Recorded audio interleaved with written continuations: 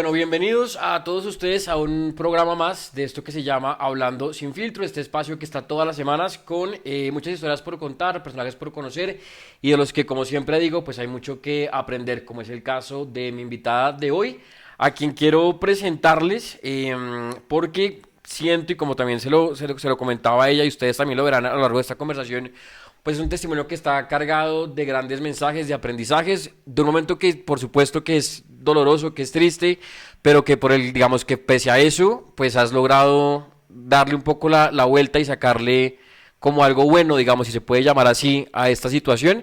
Así que quiero presentarles a Jimena Céspedes, mi invitada de hoy en este programa de Hablando Sin Filtro. Jimena, ¿cómo estás? Bienvenida. Ay, Santiago, buenos días y buenos días a tu auditorio. Muchas gracias por aceptar la invitación, porque además fue al instante, o sea, el primer mensaje y ya me aceptaste la invitación, cosa que suele pasar que a veces no es tan fácil, así que primero muchas gracias por eso. Y segundo, porque estamos haciendo esta entrevista presencial, porque estás en Bogotá por estos días, coincidió también la fecha en la que conversamos, digamos, y digamos, dio pues para los tiempos, que también vienes por poco tiempo, así que también muchas gracias por sacar un tiempo pues de tu agenda para venir a conversar a este programa. No, yo encantada y agradezco mucho estos espacios porque precisamente ha sido, o sea, esta es la voz que necesitamos para llegar a muchas mujeres y a muchos hombres en Latinoamérica. Entonces, más bien te agradezco yo a ti que por eso llegaste a mí, tal vez. No, a ti muchas gracias. Yo, como te lo comentaba también antes de arrancar con este programa y que también lo quiero compartir con ustedes, de pronto para muchos, pues tu cara es conocida, la han visto de pronto en noticias, en reportajes y demás.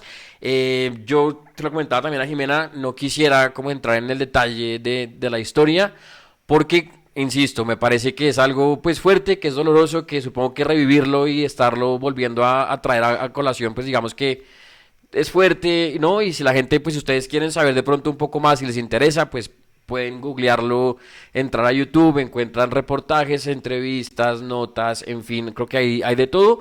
Simplemente quisiera hacerles como un contexto muy pequeño para que la gente que de pronto no está en sintonía o de pronto no sabe muy bien el por qué vamos a conversar, tenga como claro la situación, pero hasta ahí y arrancamos a conversar, digamos, de las ramitas que hay por ahí de esta, pues digamos, de este episodio. Claro que sí. Entonces, simplemente para contextualizarlos, Jimena es la mamá de Ana María Serrano Céspedes, una joven de 18 años que lamentablemente fue víctima de feminicidio en México en septiembre de 2023. Se van a cumplir ahorita ya 2 años de este lamentable hecho, que además fue víctima por parte de quien era su pareja o su expareja, digamos, porque ya no era su pareja en ese momento. Y es un caso que por supuesto impactó mucho en México, donde esto pues lamentablemente también es muy recurrente, pero también fue fuerte en Colombia, porque pues tú eres colombiana, tu familia también es colombiana, pero también sé que tuvo un impacto en otras partes, en otros países y en otros lugares también del mundo. Ujú. Esa es como el contexto que quiero hacer, simplemente como para poner a la gente Sí, es correcto. como en base. Ajá, Esa es la la historia. historia en breves palabras. Así que yo lo que quería conversar contigo, como insisto, aparte o fuera, digamos, de este episodio, que es lo que quiero como comentar para que ustedes entiendan un poco la situación, es que a raíz, digamos, desde ese momento te has dedicado a alzar, digamos, tu voz, ¿no? Para que se haga justicia, para buscar esa justicia por Ana María, para que casos como estos pues no se sigan tampoco repitiendo en Colombia, en México, en el mundo, y porque además tenía por aquí que lo siguiente, y es que lo puse así. Desde ese momento te has dedicado sin descanso eso, a lograr y a buscar que se haga justicia por Ana María, a contar su historia para mantenerla viva en la memoria de las personas y visibilizar, pues como también lo decía yo, este lamentable tipo, digamos, de casos que suceden a diario, ¿no? En el mundo, pero además porque, como también lo tengo acá, puse Jimena, una mujer y una mamá que a pesar del dolor y el sufrimiento, que supongo que eso es eterno y se llevará por siempre, pues das un gran testimonio de fuerza y un ejemplo también de valentía. Así que esa es mi introducción para arrancar con esta conversación. Y siendo así entonces las cosas, y antes de entrar, como te decía, por estas ramitas que trae todo este tema, simplemente hay dos temas que quisiera tocar que me parecieron, digamos, que escuché, no sé, en alguna entrevista también de las últimas que diste, que me llama mucho la atención y creo que uno cuando ya lo ve dice de pronto no sé si son las cosas de la vida, si son un misterio, una señal o algo, simplemente que me quedó sonando mucho que aquella llamada de ese lamentable día, hasta el día de hoy, no, digamos, no hay no sé si responsable, pero esa línea o ese mensaje que entró no pertenece a nadie, no es de nadie, no dan con nadie, o sea que por ahí empieza de pronto el tema también. Mira, em, yo no sé, o sea, acabo de leer un libro sobre las madres de los desaparecidos. Ujú. Lo escribe Almadelia Murillo, que quiero mucho, una autora mexicana maravillosa.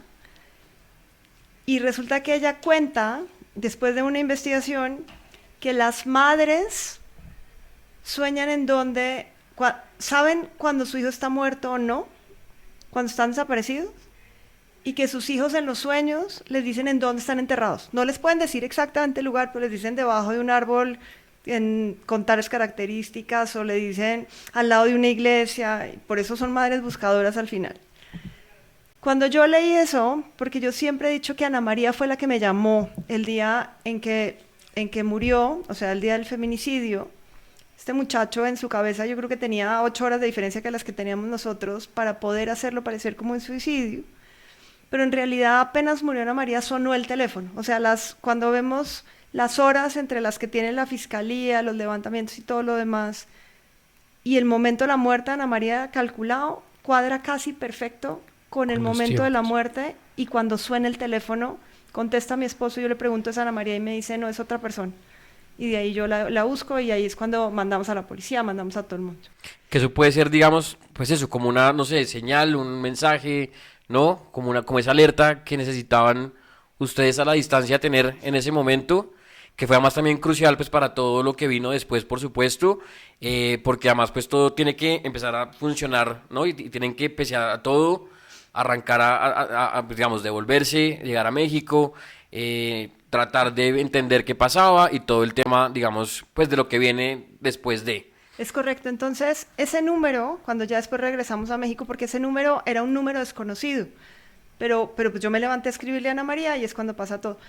Y después con la compañía de teléfono, con la fiscalía, y nunca encontraron a quién pertenecía ese número. Por eso hice el símil de las madres buscadoras que sueñan con sus hijos, y yo creo que ahí pasó lo mismo. O sea, no sé, en mi fuero interno, en mi interior, yo juro que Ana María fue la que dijo, mi mamá tiene que encontrar el cuerpo. O sea, aunque estuviéramos 8.000 kilómetros de distancia, y gracias a eso estamos donde estamos. O sea, tenemos una historia diferente a tener que abrir un expediente por otra cosa diferente. Entonces yo sí creo realmente y que los hijos sí tienen una conexión importante con sus madres o con algunos familiares en algunos casos, pero en este caso Ana María nos llamó y gracias a eso estamos aquí. Gracias a esa llamada y a ese mensaje.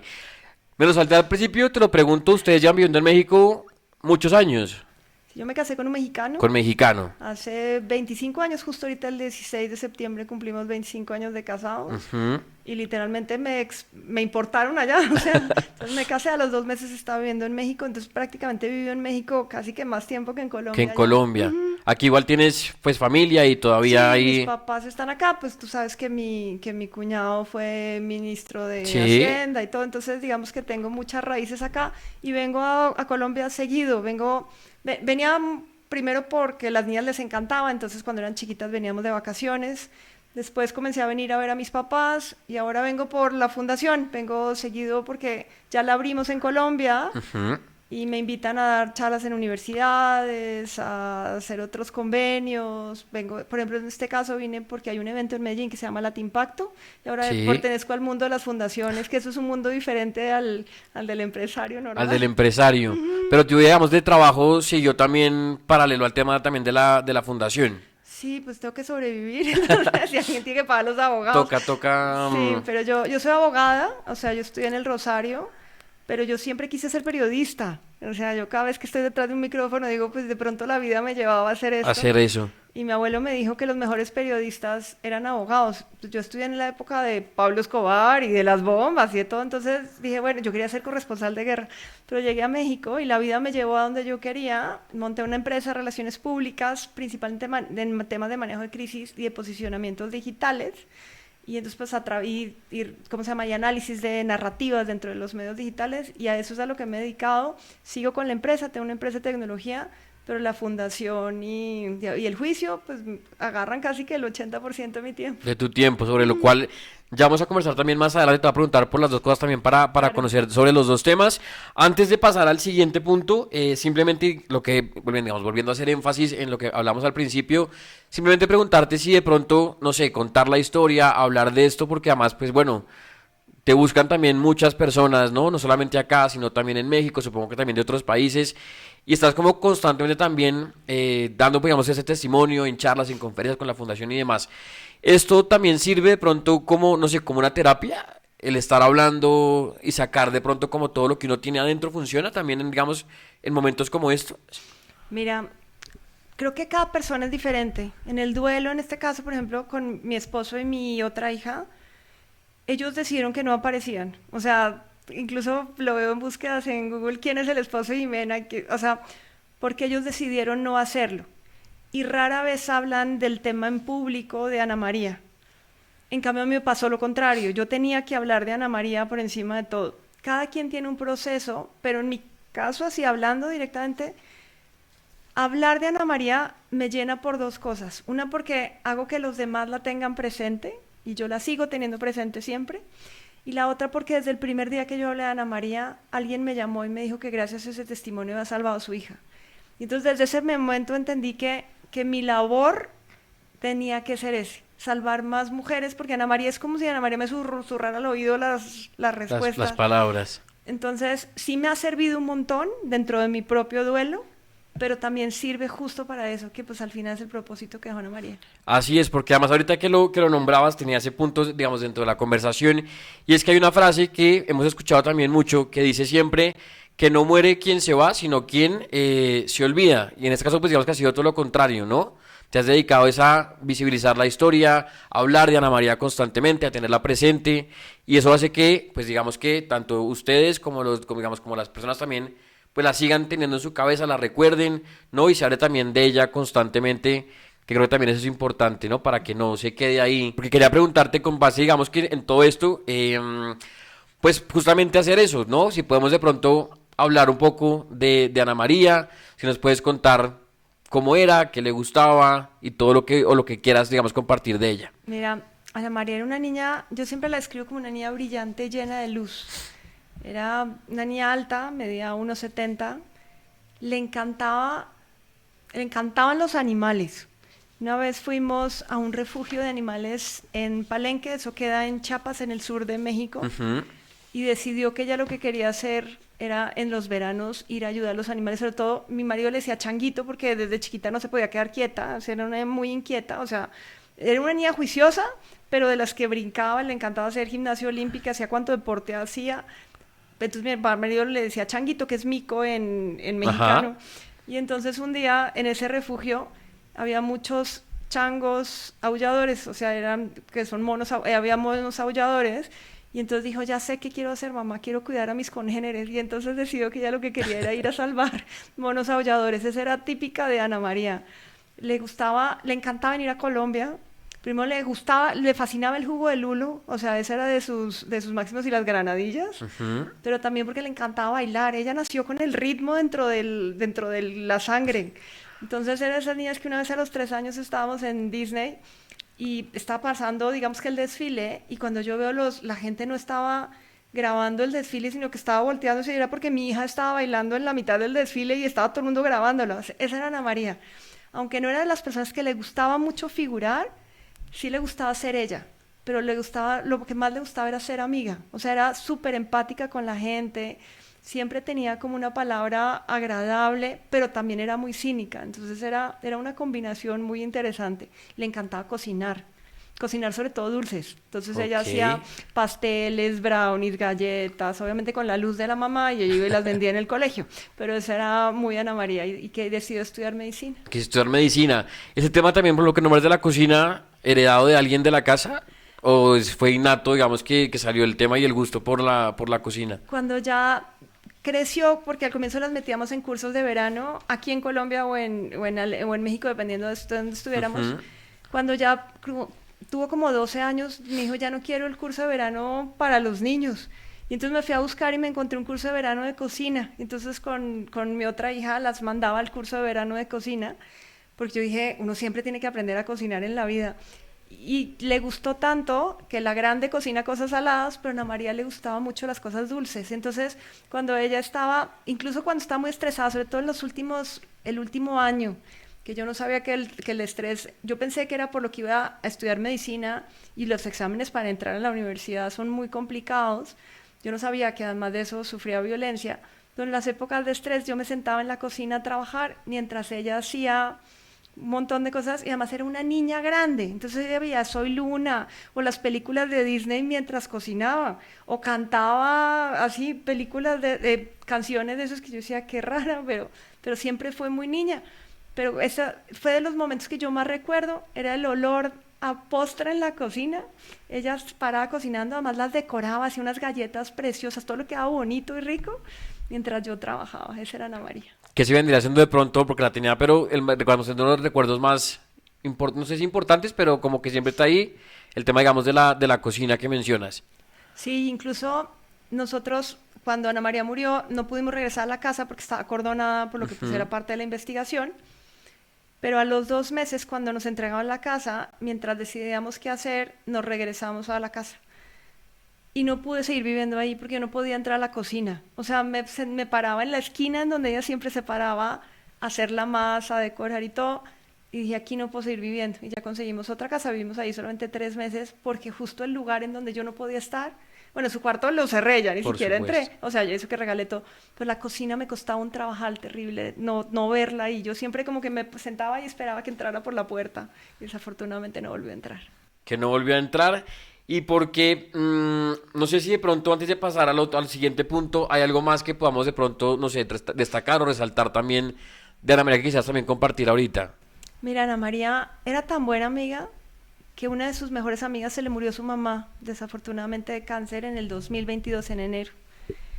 Y ya en diciembre de ese año, ella me dijo, mamá, es que mi amiga, su papá y su hermano van a pasar solos Navidad. Le dije, ¿qué quieres hacer? No pueden pasar solos Navidad. Le dije, invítalos a Navidad. Y a partir de ese año, pasan con nosotros Navidad. Ese era el corazón de Ana María.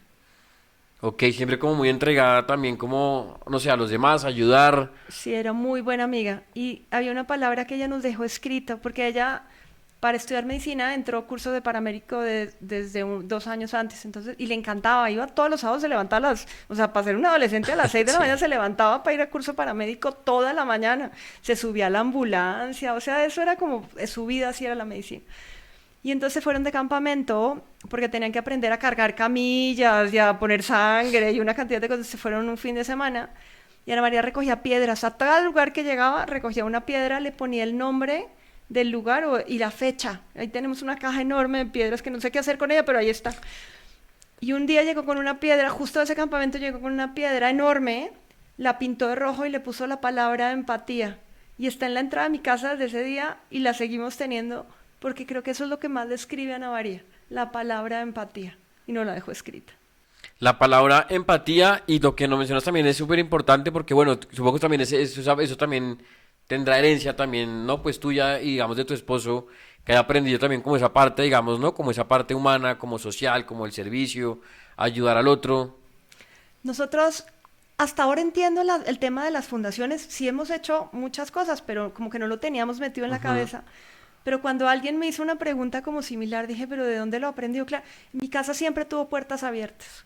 O sea, mi casa siempre, todas las navidades, está la familia de mi marido, una fecha, mi familia, la familia de mi suegro. Siempre hacemos todas las reuniones en casa, las reuniones de los amigos. Ahorita para los 25 años de casados, mi marido decidió lanzar la casa por la ventana porque siempre había eso. Y eso es algo que alguien me preguntó, pero ¿por qué la puerta de tu casa está abierta? Para el que no sepa, Ana María murió en mi casa, este muchacho entró por la puerta que siempre estaba abierta. Incluso escribí un día cuando murió Ana María me dijeron escribe, porque era como lo que más me servía a mí, y entonces escribí la puerta. Y es porque la puerta siempre estaba abierta en mi casa, para el que quisiera llegar abría la nevera, hacía lo que quería, y yo creo que así nos describe a nosotros. No necesariamente es que fuéramos muy empáticos o algo, pero siempre había espacio para el que quisiera llegar a la casa y hemos hecho, en mi casa hicimos hasta matrimonios, primeras comuniones, bautizos, tenemos una casa grande con un jardín grande en México Ujú. y hasta eso, un amigo dijo, es que no tengo en dónde casarse, pues ahí está el jardín, vaya y cásese. Entonces yo creo que de pronto lo aprendió desde ahí, pero ya sí digamos que lo internó muy bien y lo desarrolló muy bien Ana Y María. lo desarrolló muy bien, porque sí, yo también creo que uno tiene que, pues digamos, uno, claro, uno forma cierto carácter uno, pero hay como unas semilletas también que siembran en uno, ¿no? Los papás de uno, y pues de lo que cuentas, digamos, de tener como siempre las puertas abiertas, el hecho de estar dispuesto a ayudar al otro, a prestarle, digamos, un servicio a los demás, pues creo que también por ahí de pronto Estaba ahí. se encaminó la historia, y que de pronto también por ahí puede ser el hecho de que haya querido estudiar medicina, puede ser también por ese lado, de ayudar también a los demás, de pronto salvar vidas o hacer algo por el otro también. Puede ser, y también Ana María al comienzo, cuando era chiquita, bueno, entre los 12 y los 15 tal vez, dijo que quería ser veterinaria, porque como te digo, amaba a los animales. Vales. Pero, pero el papá más o menos le dijo, a ver, veterinaria en serio, o sea, como que para el papá eso no entraba en la cabeza. Y entonces comenzó de pronto Ana María a ir cambiando cuando entró al curso de paramédico y se volteó un día y le dijo a como te digo, era muy cínica y se volteó y sarcástica y se volteó y le dijo a mi marido, papá, ya decidí, ya no voy a ser veterinaria porque no me gusta ver sufrir a los animales, voy a ser médico. Entonces yo me volteé y le dije, ¿y no vas a ver sufrir a los humanos? No, esos no importan, mamá. Y entonces así fue como decidió que estudiaba medicina en vez. Medicina. Pero siempre hay un tema de servicio, eso siempre le gustó. Y ella nunca tuvo problema con la sangre. Chuzarse sí, ella no podía, nada que le doliera. Pero para con los demás, cuando comenzó recién, alcanzó a estar 2 meses en medicina y ellos desde el primer día los metieron a la morgue. Incluso desde el propedéutico entró a la morgue. Le parecía lo máximo. Es que mira, uno le toca y se mueve alguna cosa y yo la miraba así con cara y no tenía ningún problema. Era muy, muy feliz estudiando medicina. Y fuera también de ese tema, pues supongo que con ustedes también, pues era una gran hija, una gran hermana, pues por lo que cuentas, y una gran también compañera, porque eso también lo mencionabas también, que los amigos también la querían mucho y todo el tema. Mejor dicho, siempre estuvo muy acompañada también. Supongo también que por eso que irradiaba ya en su momento. Sí, era una niña de esas que ocupa mucho espacio. O sea, todo el mundo tenía, todos vivíamos alrededor de Ana María. Aunque no estuviera en la casa, siempre estábamos pendientes de en dónde estaba, con quién estaba, qué hacía, si había que llevarle algo. Por ejemplo, tenía problemas de, como de inmadurez estomacal. Entonces, los lácteos le caían mal, el gluten, como que tenía que cuidar mucho la alimentación. Entonces yo me levantaba siempre temprano a hacerle la comida porque comer fuera, salvo casos muy específicos, no podía comer mucho porque si no se sentía muy mal.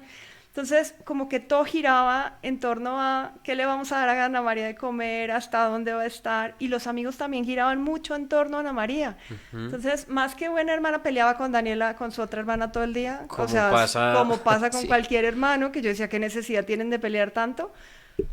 Pero sí era una niña en la que tú tenías que estar pendiente, porque más se dejaba querer. Era el que llegaba y era cariñosa, entonces yo sentada trabajando y me ponía la cabeza encima como para que yo me detuviera un momento, le preguntara cómo estaba, o sea, eso era, o sea, era una niña llena de luz. Que yo creo también que haciendo este ejercicio, ¿no? Y que supongo lo haces en conferencias, en entrevistas como estas, en, digamos, todo lo que ha pasado durante este tiempo, pues es lo que hablábamos, ¿no? Es también mantenerla viva, ¿no? Recordarla siempre, hacer que no se pierda, digamos, ¿no? Como en el espacio, en el mundo, sino que todos los días y a cada rato, que supongo que igual, como mamá, pues todos los días la debes tener en la cabeza, sin duda alguna. Pero para el mundo también estar contando su historia, lo que tú dices, hablar bien de ella, lo que hacía y demás, pues empieza también a dejar como un legado y un recuerdo también en la gente que la conoció, los que no la conocimos, pues la conocemos a través, digamos, de tu testimonio, que también es la manera, pues, de que ella siga, ¿no? Estando, digamos, de alguna manera también presente con ustedes y con la gente también.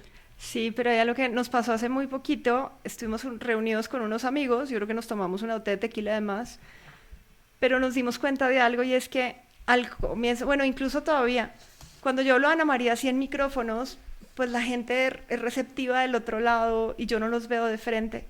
Pero muchas veces, sobre todo cuando la gente es cercana a mí o ha tenido otro evento no similar, pero que ha tenido pérdidas o algo, les cuesta mucho trabajo que nosotros, mi esposo y yo, incluso Daniela, hablemos de Ana María porque no saben cómo reaccionar, no saben si nos tienen que abrazar, no saben si tienen que preguntar. Y me volteé a las pasas y le dije a mi marido, oye, debe ser difícil ser amigo nuestro. O sea, y no en mal plan, sino porque dije, de verdad es muy complicado del otro lado saber qué tendrías que hacer. Nosotros hablamos de ella ya como toda la naturalidad del mundo, pero no sé si siempre los amigos o la gente cercana como que sí al comienzo entran como en shock de qué tendría yo ¿Qué que hacer frente a ellos cuando ellas hablan o cuando lloran, porque casi nunca lloro en público, pero cuando hablamos con los amigos y de pronto nos acordamos de algo o hay una foto, pues no hay forma de no llorar.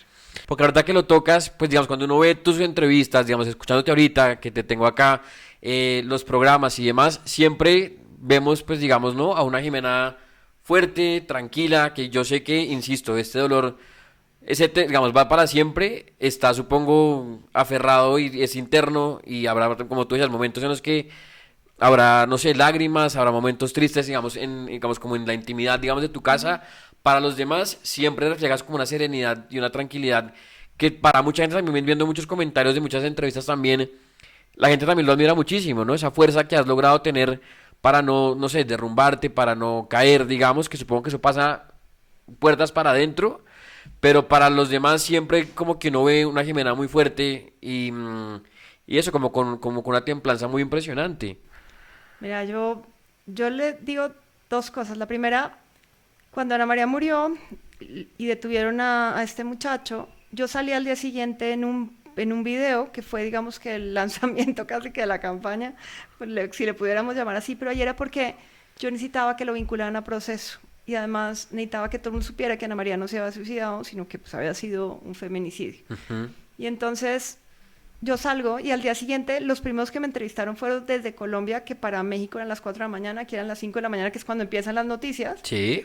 Y nos sentamos mis hermanas y yo en un sofá, estábamos viviendo en un hotel, cada una agarraba, una agarró el computador, la otra el iPad y yo iba contestando entrevista tras entrevista tras entrevista. Y la vez pasada no sé por qué me salió una de las primeras que hubo y la gente decía, pero esta no llora. O sea, pues Ana María había muerto hace 4 días o 5 días. Esta señora no llora, ni siquiera la quería. O sea, una cosa que yo comencé a leer eso y me quedé pensando y dije, ¿por qué no lloré en esas entrevistas? O sea, pues acaba de morir Ana María. Y entendí perfecto que yo soy la mamá de Ana María hasta el día en que me muera. Y en ese momento yo lo que tenía que hacer era pedir justicia.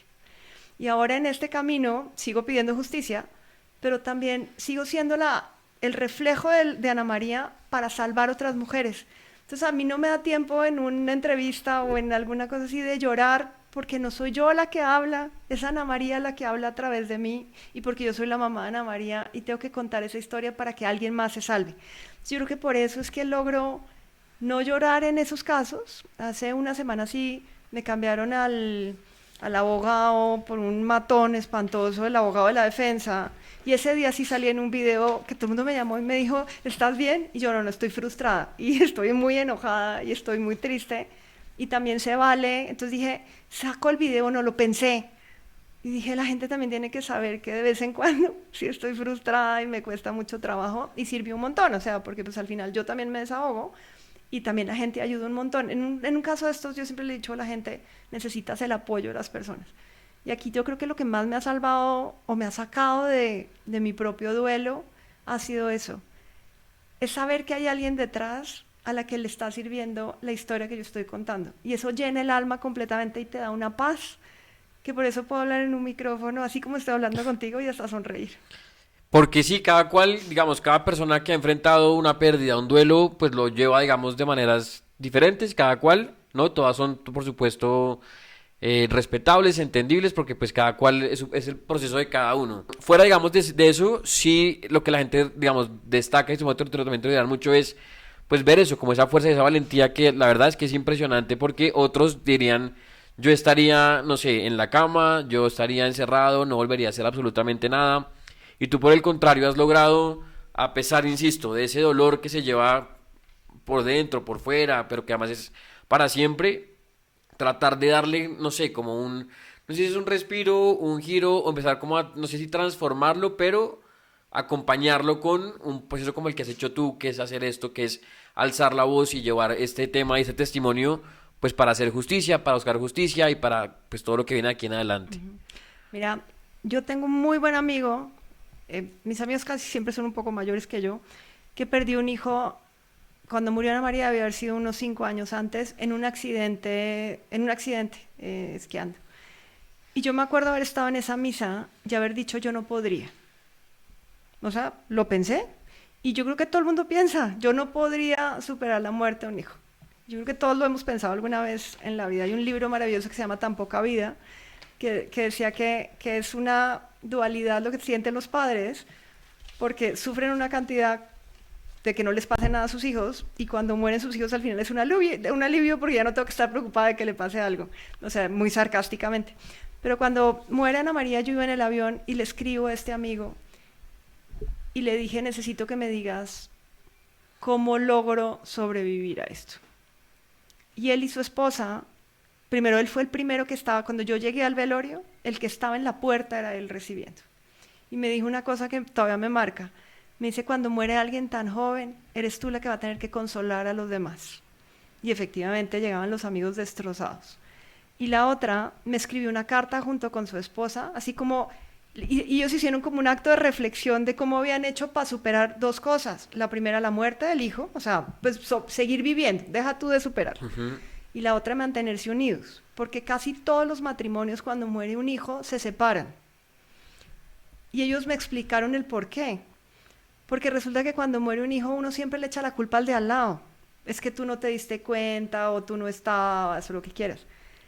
Y eso, no sé si esas pequeñas cosas, más como te digo que Ana María me habla todos los días, han hecho que, primero, que se pueda vivir aún a pesar de la muerte de Ana María. La otra, se vale quedarse en la cama. O sea, hay días en donde yo no me quiero levantar. Pero también aprendí que se valía. O sea, durante los 2 primeros meses, aparte de las entrevistas, yo no hacía nada. Caminaba y caminaba y caminaba porque necesitaba como respirar. Pero se vale para las personas que no se quieren levantar, también se vale. Igual, o sea, porque existen esos 2 caminos. Y la otra fue que entendimos mi esposo y yo, entre conversaciones, entre esta carta, entre otras cosas que fuimos leyendo, que tú no le puedes echar la culpa al de al lado. En un caso así, no, nunca deberías echarle la culpa al de al lado, nunca. Y más bien el único duelo que es igual es el de mi esposo y el mío, porque el duelo de la hermana es diferente, el duelo de los abuelos es diferente, el duelo de los amigos es diferente que el de unos padres. Y que la única manera de sobrevivir a esto es con tu pareja o con la misma persona con la que estás, porque un día uno está mal y el otro le ayuda, y al contrario. Yo creo que eso es lo que nos ha, digamos, ayudado a seguir. Y lo digo en algunos casos, y es, Ana María nos manda pájaros. Siempre que yo necesito ayuda, o cuando le encanta salir en cámaras. O sea, lo hemos venido descubriendo. Veníamos ahorita por la Circunvalar, y venía con una amiga de México que venimos juntas para el evento, y yo la mandé para Monserrate, y me dice, mira, ahí está, había un colibrí. Ella me manda colibrís o me manda pájaros. Odiaba los cuervos, entonces cuervos seguramente nunca me va a mandar, pero había un colibrí antesitos de llegar acá. Entonces eso también me ayuda a saber que como está viva y está conmigo, entonces me tengo que levantar todos los días.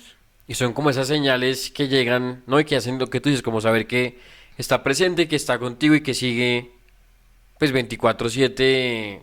No sé si 24/7, yo creo que de pronto tiene otras cosas que hacer, pero siempre que va a salir a cámara, ella me manda un pájaro. Estaba la semana pasada en mi casa, tenemos un ventanal muy grande, y me estaban entrevistando y salió así un pájaro así, entonces como sea que el camarógrafo fue y lo grabó y después siguió grabándome a mí, porque es impresionante, como que me manda pájaros para que salgan en la cámara.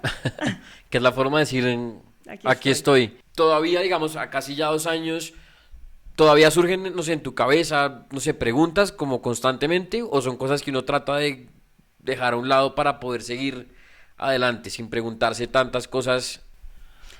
Aprendo a Ana María todos los días, porque en todo este proceso siempre hay alguien, por ejemplo, ahorita que he estado más activa por el tema del juicio, me escribió una amiga, Ana María, que yo hacía mucho tiempo no veía, pues, o sea, pues eran compañeras de primaria, y me mandó unas fotos.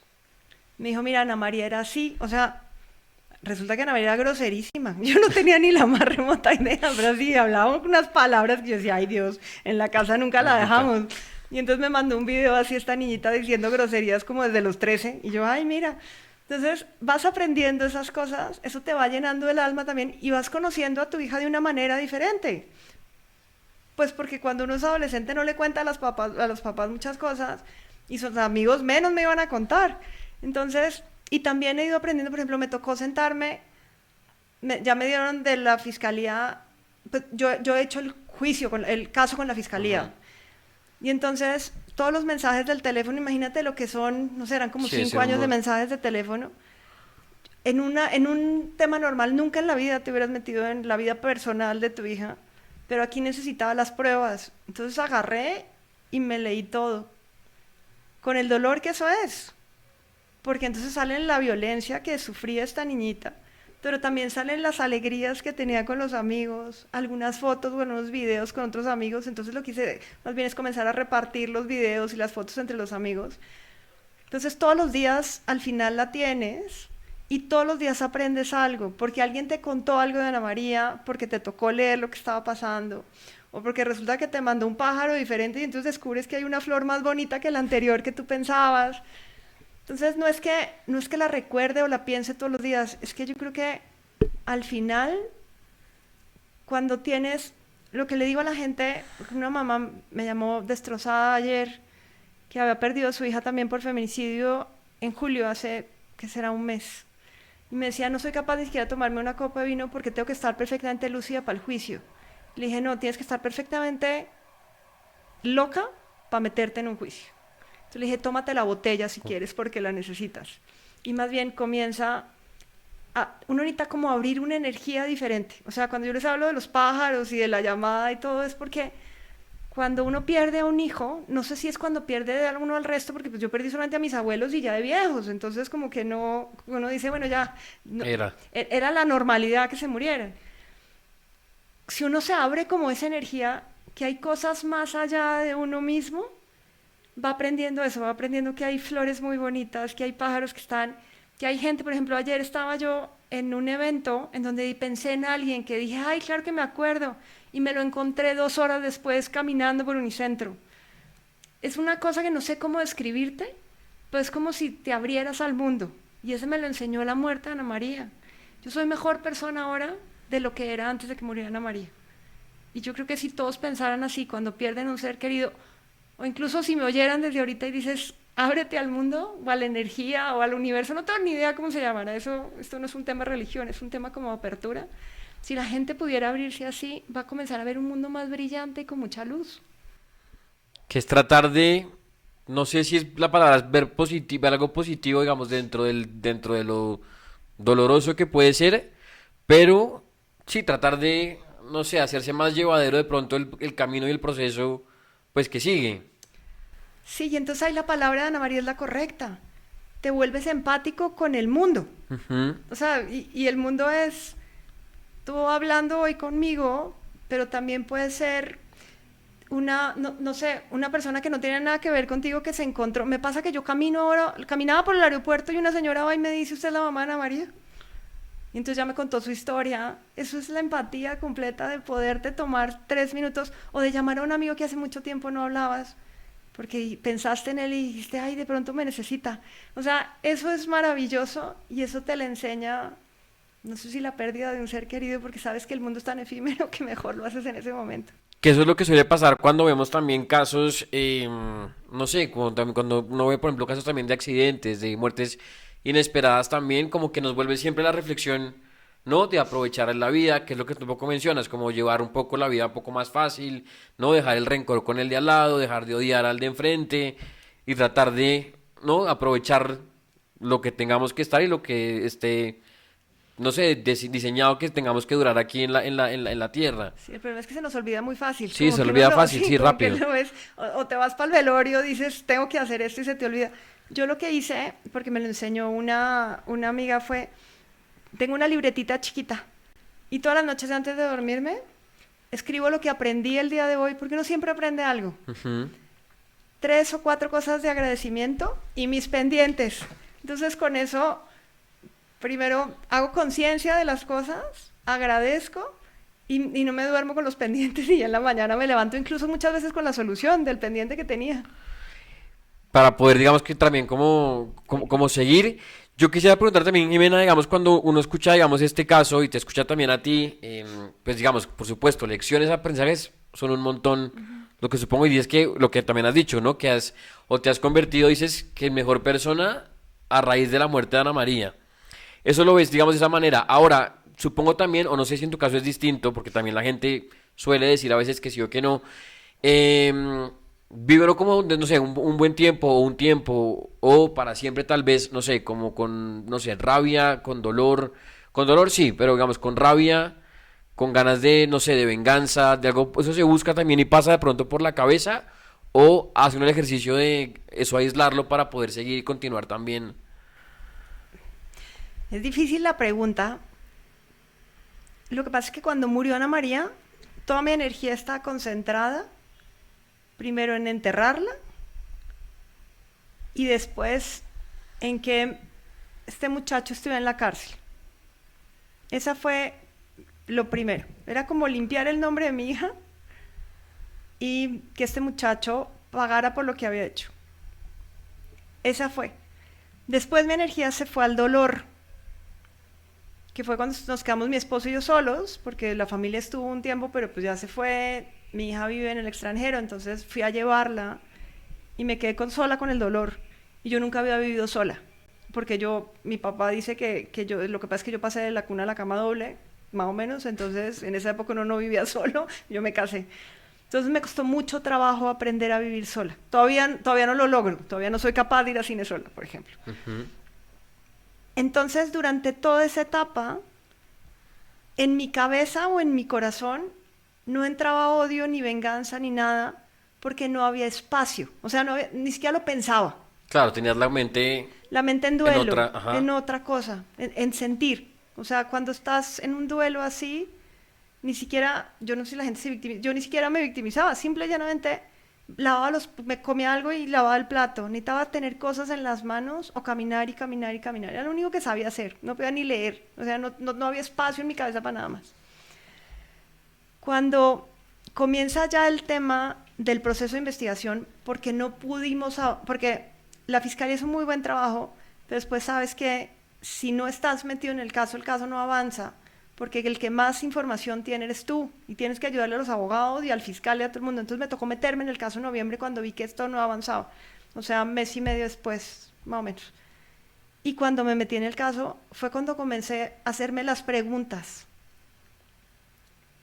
Y la pregunta era, ¿yo qué siento por el feminicidio de mi hija? Y siempre, yo creo que desde el primer momento, lo primero que yo sentí siempre fue lástima.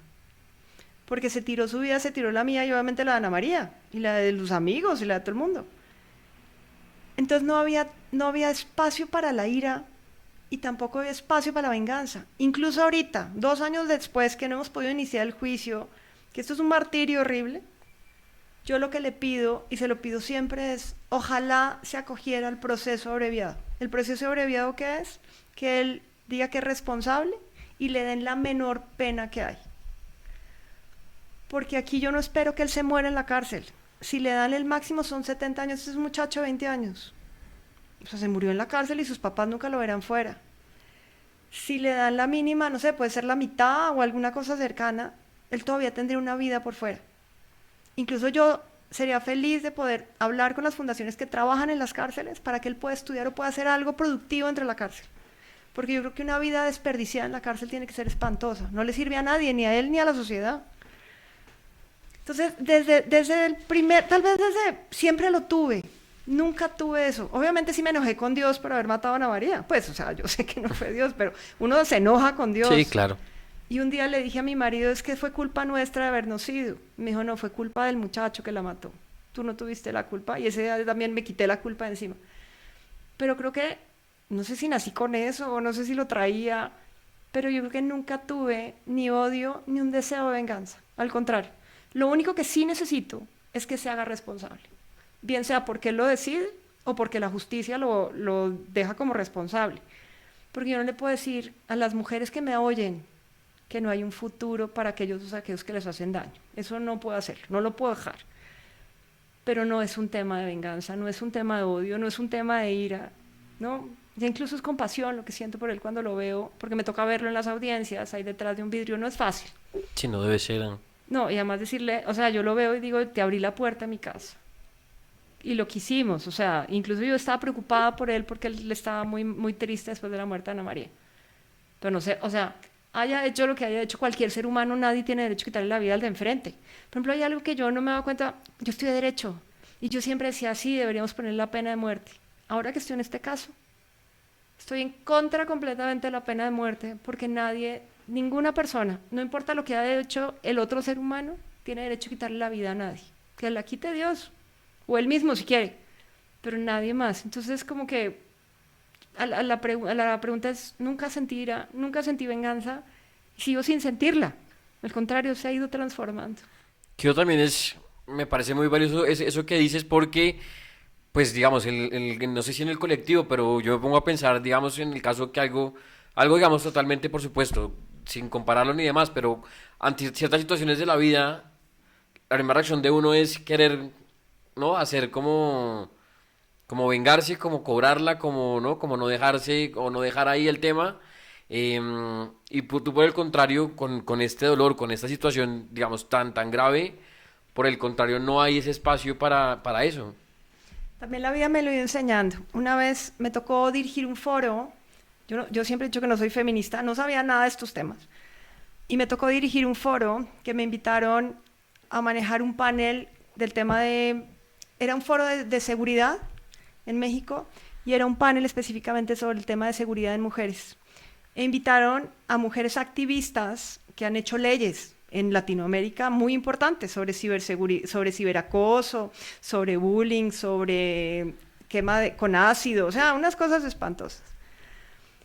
Y cuando las vi, comenzaron a hablarle a los hombres que estaban ahí, porque había gente del ejército, gente de la marina, empresarios, muchos hombres, principalmente porque era un tema de seguridad, y comenzaron a atacarlos. Y yo paré ese panel y les dije, a ver, entiendo perfectamente el odio que tienen y la rabia que tienen, porque o fueron quemadas o fueron abusadas, lo que tú quieras. Le dije, pero aquí yo no le puedo decir a mis sobrinos, a mi marido, que todo el problema es de todos los hombres, porque tengo buenos hombres alrededor.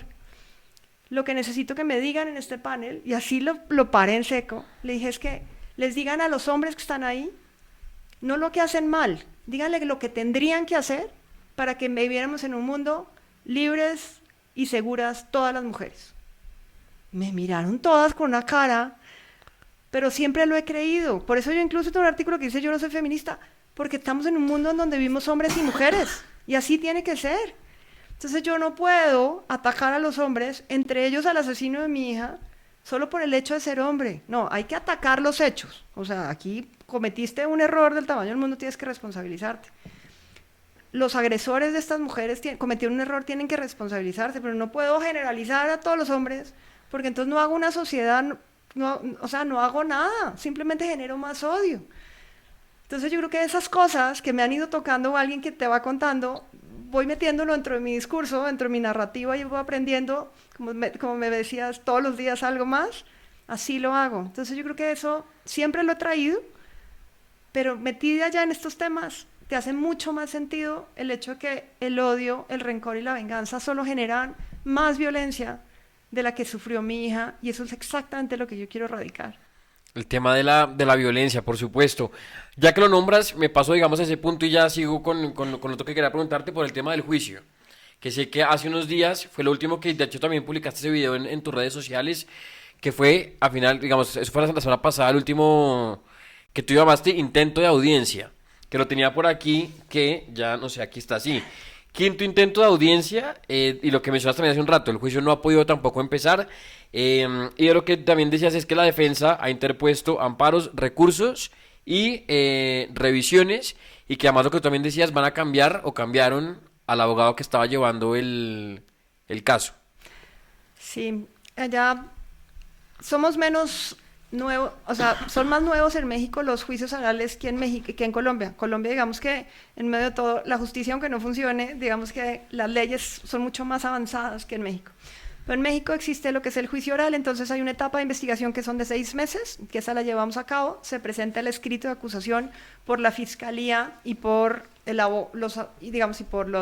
víctimas, y hay un proceso de defensa a través de un escrito que hacen los abogados del defensor.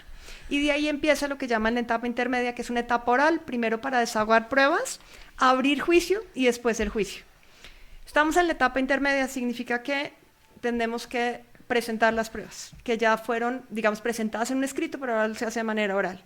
En mayo del año pasado iniciamos el proceso, incluso mis papás viajaron a acompañarnos, todo, porque dijimos, ya vamos a empezar. Y resulta que ese día el abogado defensor dijo, acabo de presentar un amparo, aquí está un amparo, es como una tutela. Y los juicios no se pueden seguir mientras haya un amparo en revisión, porque eso va, a una siguiente instancia. Entonces el juez dijo, nos vemos dentro de una semana para ver si se resolvió el amparo. A la semana siguiente dijo, no se resolvió el amparo, no puedo seguir, entonces la suspendemos indefinidamente. Ellos metieron, si no me equivoco, 3 amparos, más del amparo tú puedes solicitar un recurso de revisión, y después de eso entonces fueron como 6 u 8 recursos, amparos más revisiones más recursos. Hasta que en julio de este año, 14 de julio, reanudaron la etapa intermedia otra vez. Sin embargo, ese día el fiscal no pudo ir porque estaba en otras audiencias ya de juicio, entonces la suspendieron, la volvimos a tener el 10 de agosto. El abogado, que era el mismo que había interpuesto los recursos y demás, llegó a decir que no había tenido tiempo suficiente para revisarlo, y entonces suspendieron la audiencia para el 20. El 20 llegamos otra vez a audiencia, y ya no llegó el abogado que tenían, sino que ya llegó otro abogado con otros 3 ayudantes más a darse de alta, porque uno tiene que darse de alta en el proceso. Y pues obviamente decir que pues acaba de darse de alta, pues no ha tenido tiempo de revisar, y entonces él pedía que le dieran un mes. Y la juez le dijo, no, de acuerdo con la ley son 10 días, y entonces le dieron 10 días, y el 3 de septiembre es la siguiente. Pero lo que más me molestó, entonces como te digo, son medio audiencias, porque es de media hora solamente la audiencia, en donde no pasa nada, no hemos podido iniciar absolutamente nada. Y adicionalmente, al juez que cambiaron no es al abogado defensor que cambiaron no es cualquier abogado, porque los demás eran abogados penalistas normales. A este lo trajeron porque él fue de los principales precursores del sistema acusatorio oral de México. O sea, es un tipo académico conocedor. Profesor, él es el director de la maestría de una de las escuelas de derecho más prestigiosas en México. Y entonces yo decía, ¿cómo diablos le pagas a una persona así para que defienda a una persona así, cuando están todas las pruebas ahí? O sea, eso significa que los papás quieren pagar lo que sea para sacarlo. Entonces a mí mi frustración no es el abogado per se, o sea, puede ser cualquier abogado. Es la frustración que siente uno de saber que la contraparte está haciendo hasta lo imposible para hacer algo que no es normal o que no debería ser normal, que es sacar a un asesino de una cárcel, en vez de hacer que pague y se haga responsable de lo que hace. O sea, ellos no le están ayudando a la sociedad como padres. Eso fue que yo creo que, y es mi frustración más grande, claro. ahí sí me da ira, en eso sí. Por supuesto, porque es que lo que tú dices, claro, todo papá, supongo, querrá siempre defender, proteger a su hijo, solamente que ante casos como estos, donde todo es evidente, donde están las pruebas, donde además cometió, ¿no?, un delito, pues creo que no se puede, creo yo, querer, no sé, defenderlo, querer protegerlo, y lo que tú dices, al contrario, como papás, creo que lo correcto sería darles ejemplo y que, pues, la embarró, ¿no? Y hay que pagar lo que sea, pues, porque no puede quedar, lo que tú decías también hace un rato, si no, pues, entonces el mensaje es, no importa lo que la gente haga, pues, va a quedar libre, la gente nunca va a pagar por sus consecuencias tampoco. Claro, entonces ahí tienes, en México matan a 12 mujeres al día, y esas son las que están identificadas como feminicidio. En Colombia son 4. O sea, es una cantidad de mujeres las que matan. Sí. Como no hay responsabilidad del otro lado, porque sí, ¿qué tal que este tipo lo saquen por un tema procesal? No lo sacan por ser inocente, sino por un tema procesal, que ahí hay un hueco en la ley. Pues no se vale con la sociedad. Y además de todo, ¿con qué cara tú como padre dices, ¿cómo lo saco? Tengo que hacerlo responsable, o sea, me tengo que aguantar de tener que irlo a verlo en la cárcel. Pero uno tiene que, o sea, uno tiene que ayudar con la sociedad, no le puede, porque si no, entonces es eso. Pues Sí, cada no. vez va a haber más delitos, pues porque no pasa nada. Y no tendría que ser así, yo no puedo no dejar que no pase nada.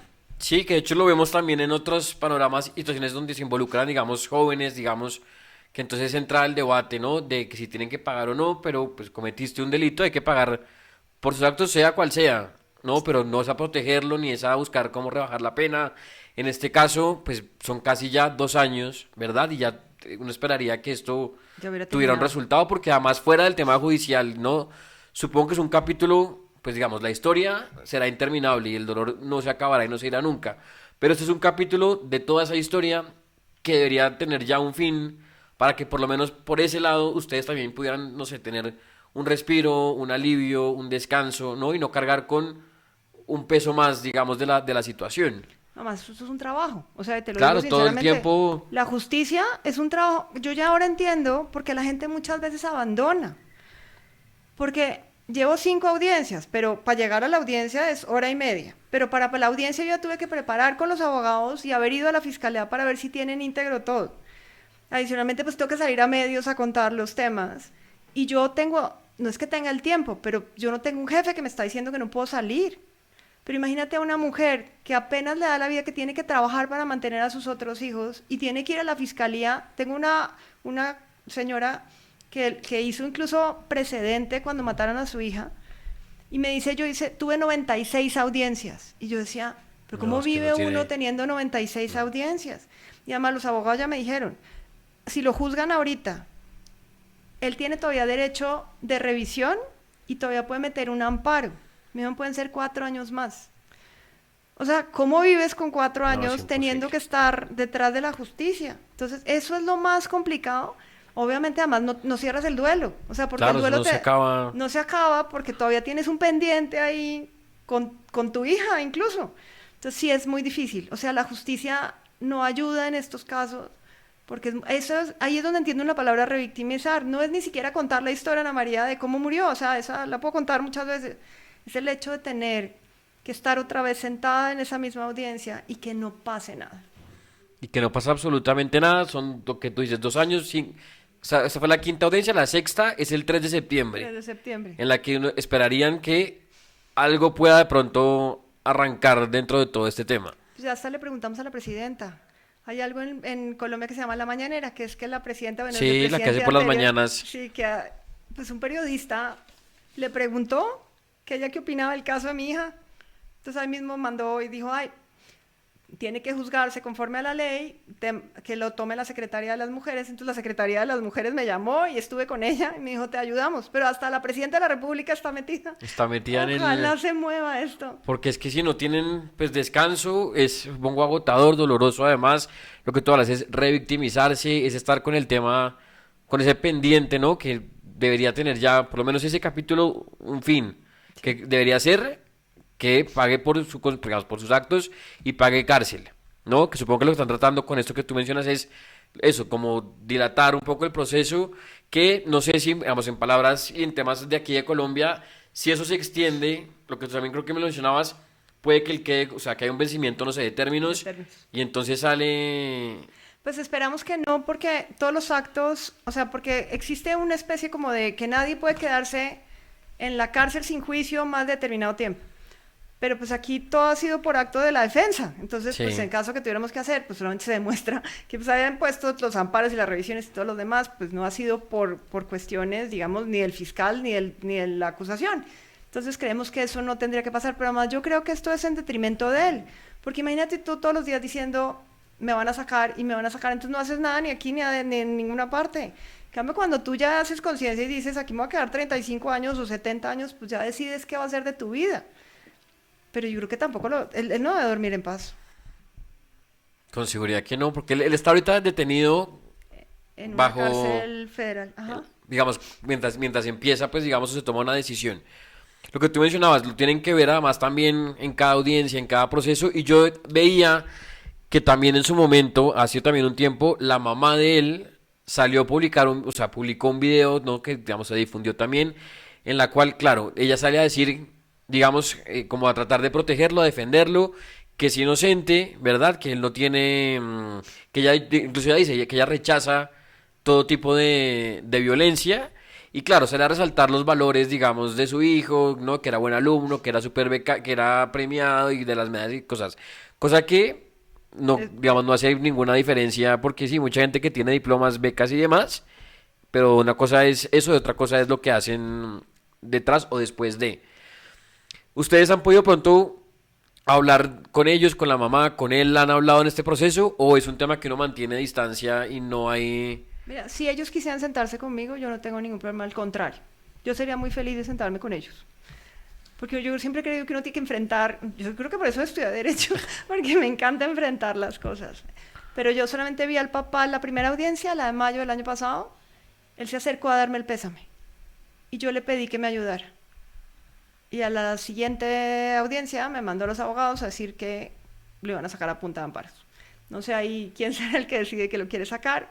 Ya ahorita en esa no fue ninguno de los dos y a partir de que reanudamos los intentos de audiencia, ya van ellos. Va el papá, la mamá Ujú. y el hermano que le sigue porque tiene otro hermano más chiquito. Van los tres siempre a las audiencias, nunca se han acercado, ni siquiera nos miran, pero pues yo les diría, pues lo mismo que les digo a todos en el micrófono, y además les diría, lo que tendríamos que centrarnos no es si el muchacho era buen alumno o no, eso no importa. Aquí lo único que tenemos que centrarnos es en el hecho.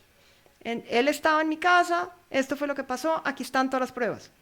Y ya, centrémonos más bien, veamos cómo hacemos para que al muchacho le vaya bien en la cárcel. Además yo digo, ellos tienen una ventaja frente a nosotros, ellos pueden ir a la cárcel, ellos lo pueden ver, ellos pueden hablar con él, le pueden ayudar, le pueden preguntar qué necesita. Ana María yo le hablo y no me contesta. Bueno, me manda pájaros, pero no es lo mismo porque no sé qué me quiere decir, pero ellos sí pueden. Más bien que aprovechen el tiempo con el hijo. Y que esa charla sea para eso, para llegar a que pague, digamos, lo que tú dices, a pagar por su, digamos, por lo que hizo, ¿no? En la cárcel, como tiene que ser, no en la casa, no suelto, no libre, no en otro país, no por fuera. Y eso es lo que tiene que pasar, digamos, en este caso, ¿no? Pese a lo que para ellos también como papás debe ser ese sentir también de saber que su hijo, pues está involucrado en el tema, que supongo que lo querrán no ver, digamos, supongo que tratarán de decir que no pasó, que no fue, que él no es, pero lo que tú dices, están todas las pruebas, está todo, o sea, todo está y todo indica que es el responsable. Y pues lo que tú dices, que pague, sean, no sé, 20 30 40 pero tiene que haber una sanción, digamos, real, pues digamos, no, no que se queden unas disculpas, un perdón, no pasa nada para afuera, sino que haya una sanción, digamos, no real y digamos que se vea, ¿no? Y que tengan que pagar pues por lo que hizo. Sí, he aprendido un poco sobre el tema de la justicia restaurativa. Nunca te van a regresar a un hijo. No. Esa, no hay manera. Ni a nadie que maten lo van a regresar nunca. Pero frente a la sociedad tenemos una responsabilidad. Todos los que estamos aquí. Y los padres de familia de este muchacho, pero también los padres de familia de los buleadores o de los niños que no hacen responsables desde chiquitos de los actos que cometen, tenemos una responsabilidad frente a la sociedad porque cualquier niño de esos pues termina siendo un muchacho que puede matar a la novia en cualquier momento. Entonces, aquí yo creo que justo es eso. Si tengo que irlo a perseguir a la China porque lo sacan y tengo que ir a la Corte Interamericana de Derechos Humanos, lo haré. Porque aquí, si yo no logro que este muchacho sea responsable, ¿cómo le hablo a la sociedad de responsabilidad?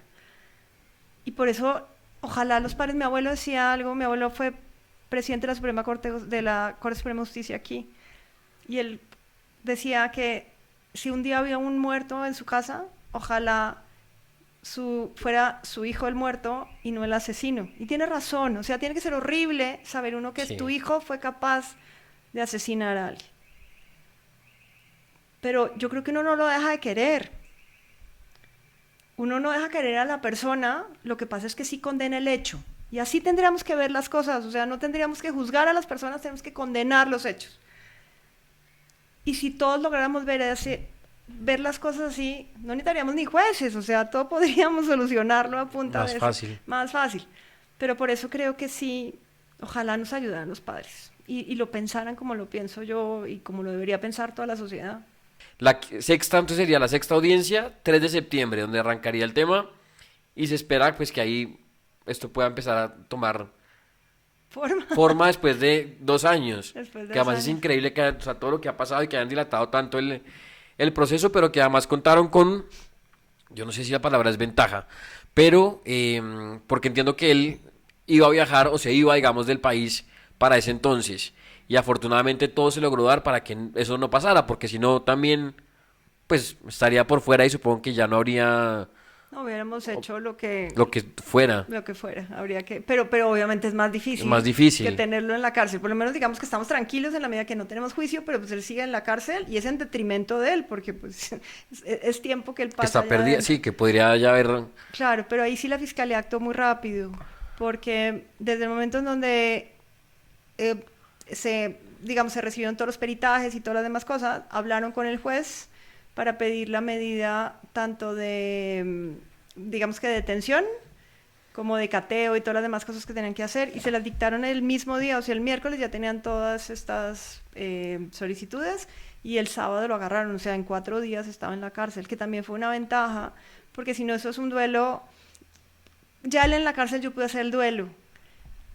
La gente, por ejemplo, que, que sabe incluso quién es el asesino de su hija y sigue afuera, no puede terminar de hacer su propio duelo de la muerte de su hija porque tiene que estar pensando en cómo hacen para que, pues, para que haya un juicio o algo así. Entonces aquí, digamos que sí fue una ventaja que lo hubieran agarrado pronto. Para que pues entonces ojalá haya consecuencias, por supuesto. Y ya para salir, digamos, de este punto, digamos, del caso del cual, por supuesto, pues estaremos aquí también súper pendientes de cómo avanza y cómo sigue este tema. Quisiera, antes de ir acabando también con esta conversación, porque si no yo podría quedarme charlando horas y horas contigo, hablar también de lo que yo también decía al principio, y es que pese al momento, a lo doloroso y a lo fuerte, pues también ha salido algo, no sé si la palabra es positivo, que de hecho también creo que lo decía hasta, no era o sea, no entender el por qué, sino el para qué, ¿no? Había ocurrido este tema con Ana María. Pero que además, dentro de ese para qué, estaba la creación de la Fundación Naná, que es la que tienes ahorita y con la que también están trabajando todo ese tema de violencia de género, de hablar Mm, también y de llevar esas charlas y esos mensajes también México y Colombia, que mencionas también que ya la abrieron la fundación aquí en el correcto. país. Ajá. Entonces, si quieres, arranquemos por ahí, por hablar de la fundación. Sí, mira, desde que murió Ana María,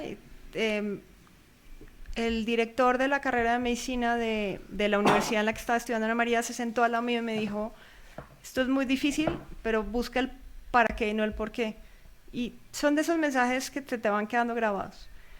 Y como te comenté cuando yo, los primeros medios que salí y me llamó una señora a decirme que gracias a lo que yo había dicho le había puesto una orden de alejamiento al novio de su hija y que estaba viva.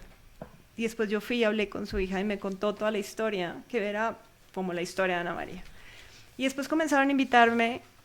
Yo no sabía nada de violencia de género, o sea, sabía lo que había pasado con Ana María y de ahí comencé a meterme en los temas. Pero en la medida en la que la gente me va preguntando y yo voy contando, pues la gente se va sintiendo identificada y me dice, ay, yo también sufrí violencia. Imagínate que 7 de cada 10 mujeres en Latinoamérica ha sufrido algún tipo de acoso o de violencia antes de los 25 años.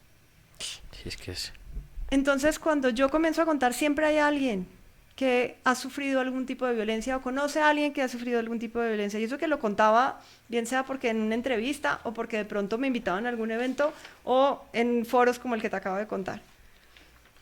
Y de ahí comenzaban a salir mujeres que nos habían comenzado, que comenzaron a decirnos que gracias a lo que les estaba contando, o habían sacado a alguien de la violencia, o ellas mismas habían sido sobrevivientes. Un día estaba yo en una universidad dando una plática, o sea, lo que yo hago es contar la historia de Ana María, y se acerca por detrás y me dice, mi mamá te oyó en una entrevista, me sacó de la relación que estoy, vengo a agradecerte porque soy sobreviviente de violencia. Además de que yo lloraba, dije, tengo que hacer algo ya más en forma. Yo no sabía nada de fundaciones. Y entonces tengo una muy buena amiga que tiene una fundación muy grande en temas de educación y ella me había dicho, el día en que quieras hacer algo, avísame. Y también la presidenta de la fundación, Juanfer, Sí. había hablado yo con ella como en diciembre, porque yo comencé a hablar con señoras que han perdido hijos, también para entender cómo llevaban ellas el duelo, eso es parte del aprendizaje, eso le digo yo a las personas que uno tiene que aprender de los demás. Y ella me dijo, porque yo, bueno, ella me dijo cómo superar la muerte, no sé qué, pero le dije, ¿cuándo vale la pena crear una fundación? Y me dijo, solamente haz una fundación cuando lo único que quieras hacer en tu vida sea eso que tú estás, eso que te va a mover.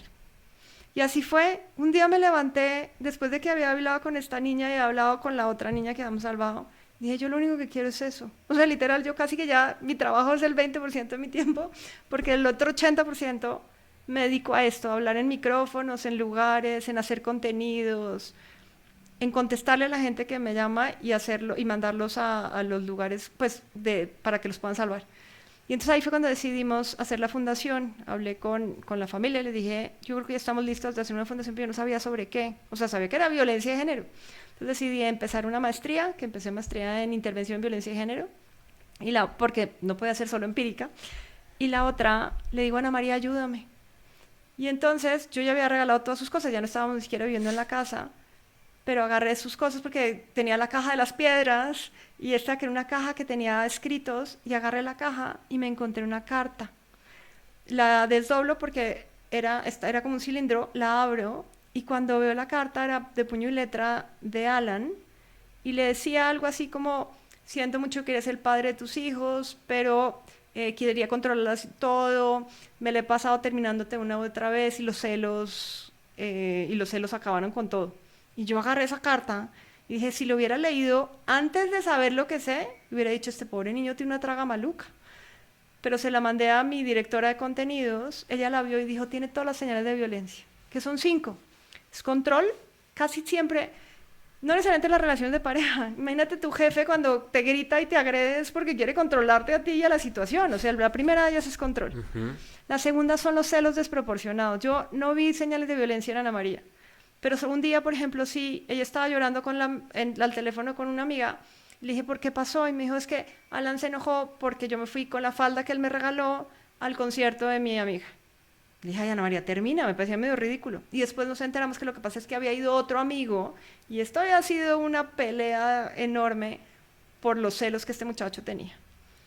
La otra, yo, por ejemplo, yo les digo, hay un amigo que decía que cuando me oyó, se dio cuenta que su hija, que ya tiene como 25 años, al salir del trabajo, él la esperaba, pero sin avisarle. Le dije, eso es control y celos. O sea, eso no es normal, te tiene que avisar. No. O sea, si va un día uno y dice, ay, qué bueno, gracias, pero que ya vaya muchas veces, eso no es normal. La otra es cuando menosprecia a la persona, es cuando le dices, es que es culpa tuya, es que tú no me entiendes. Yo, eso no fue lo que dije, es que tú estás loca. Eso, cuando te dejan de hablar y te terminan. O sea, eso es típico para que la persona que está enfrente comience a dudar de sí mismo y entonces es una espiral negativo porque lo hace minimizarse cada vez más. La otra es el tema de cambios de temperamento. Él decía, me la ha pasado terminándote una y otra vez descansado, porque la víctima lo que hace es cambia incluso su forma de ser o sus actividades para no hacer enojar al de enfrente. Y la última es que para poder controlar a alguien tienes que aislarlo. Entonces Ana María, por ejemplo, los últimos meses ya casi no iba a fiestas. Yo pensé que era por lo que estaba estudiando para los exámenes. No, cuando te das cuenta es porque él no dejaba que ella fuera si él no estaba en esas fiestas. Y cuando comienzas a tener violencia, de pronto le cuentas a tus amigas, pero las amigas de esa amiga date cuenta, termínale. Y cuando no le terminas y no le terminas, las amigas comienzan a aislarse. O entonces el novio comienza a decirle, no, es que tus amigas están celosas. Y el riesgo más grande es ese que entre que te controlan, vas perdiendo tu seguridad, aunque seas una mujer súper empoderada, y te van aislando.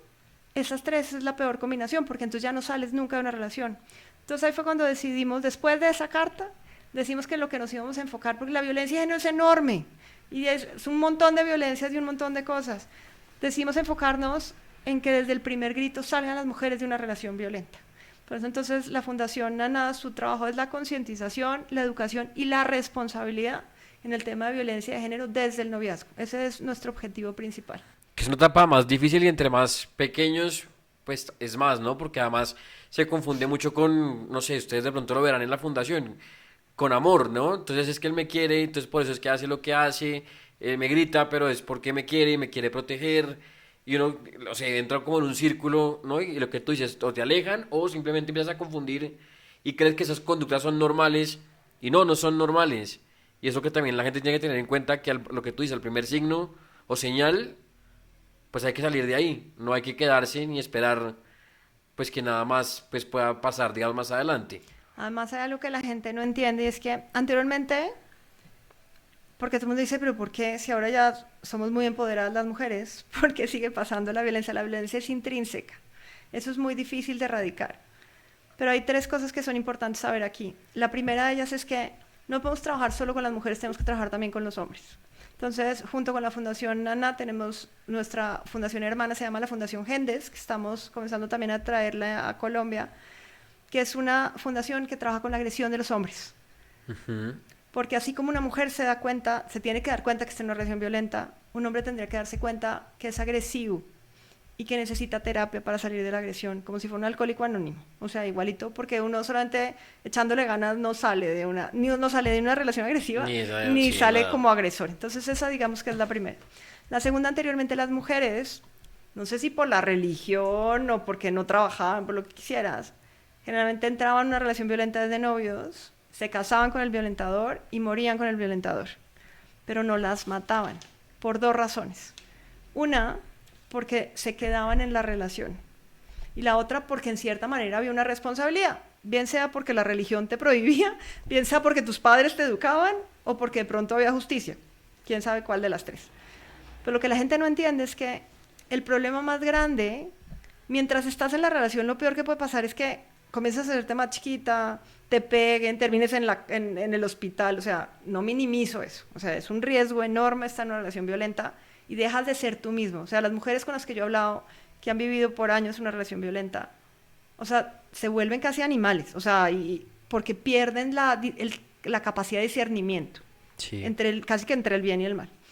Pero el problema real es que el día en que deciden salir de una relación violenta, el agresor pierde el control.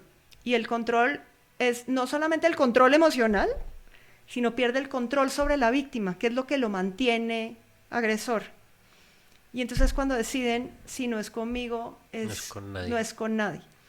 El riesgo más grande son los 90 días siguientes a que terminas una relación violenta. Ana María la mataron entre los 90 días siguientes, que es cuando más agresivo se vuelve porque pierde el control sobre la víctima.